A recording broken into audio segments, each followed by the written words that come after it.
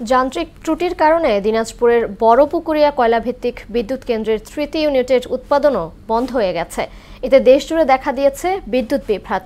বিদ্যুৎ কেন্দ্রের তিনটির মধ্যে প্রথম ও দ্বিতীয় ইউনিট আগে থেকে বন্ধ থাকলেও সচল ছিল তৃতীয় ইউনিটটি।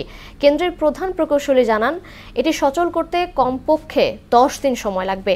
দিনাজপুর থেকে সুবল রায়ের তথ্যে জানাচ্ছেন আফরিন পপি। বড়পুকুরিয়া কয়লাভিত্তিক তাপবিদ্যুৎ কেন্দ্রের উৎপাদন কার্যক্রম চালিয়ে আসছিল চীনা ঠিকাদারি প্রতিষ্ঠান হারবিন ইন্টারন্যাশনাল। 5 বছরের চুক্তি মোতাবেক আগামী বছর তাদের মেয়াদ শেষ হবার কথা। সে কারণে ঠিকাদারের দেখভালের অভাবে এতে সমস্যা হয়েছে বলে মনে করছেন সংশ্লিষ্টরা।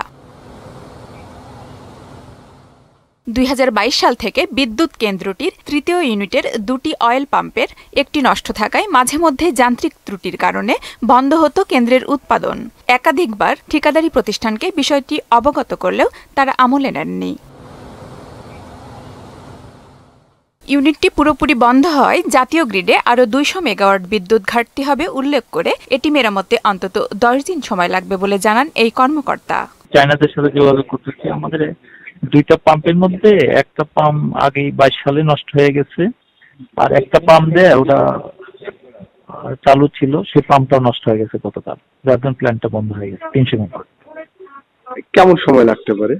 ওইটাই নিয়ে বলছি আর ওরা 2 সপ্তাহ সময় চেয়েছে, ওটা আমরা ক্লোজ করার জন্য তাড়াতাড়ি কিভাবে আনা সেটা নিয়ে আমরা মিটিং করতে পারি চায়নাদের সাথে।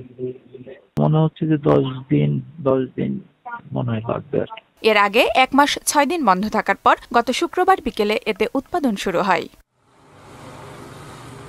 আফরিন পপি, মোহনা সংবাদ।